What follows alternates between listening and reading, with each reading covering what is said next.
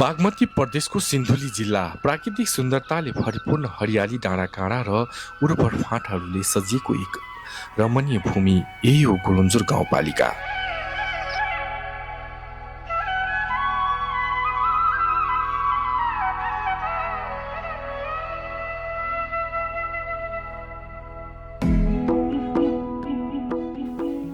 विक्रम सम्मत 2073 सालमा स्थानीय तह पुनः संरचनासँगै साबिक डुड भन्ज्याङ बितिजोर भुवनेश्वरी तीनकन्या रतनचुरा बासेश्वर र भीमेश्वर गाउँ गाविसलाई समेटेर स्थापना भएको गोलन्जोर गाउँपालिका आज विकास र समृद्धिको यात्रामा अघि बढिरहेको छ।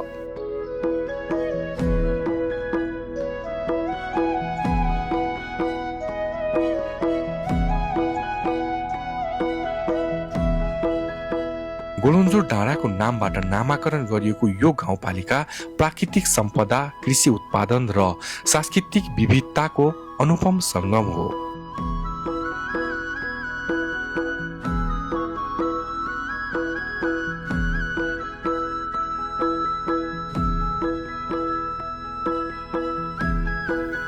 सिन्धुली भन्नासाथ धेरैको मनमा आउने नाम हो जुनार र गोलन्जोर। जुनार उत्पादनका दृष्टिले जिल्लाकै प्रमुख क्षेत्र मध्ये एक हो गोलन्जोर।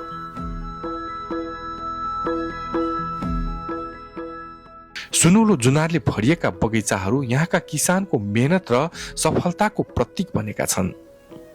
कृषि नै यहाँको अर्थतन्त्रको मुख्य आधार हो। आधुनिक कृषि प्रविधिको प्रयोग, व्यावसायिक खेती र किसानहरूको निरन्तर मेहनतले गोलन्जोरलाई कृषि क्षेत्रमा अग्रणी बनाउँदै लगेको छ। प्रकृतिको काखमा अवस्थित रहेको गोलन्जोर केवल कृषि उत्पादनको केन्द्र मात्र होइन, यो त स्वर्गको एउटा सुन्दर टुक्रा पनि हो।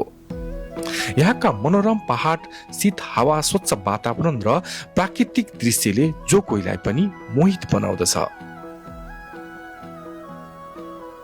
शिक्षा, स्वास्थ्य, सडक तथा पूर्वाधारको विकासका क्षेत्रमा भएका प्रयासहरूले गाउँपालिकाको मुहार क्रमशः फेरिँदै गएको छ।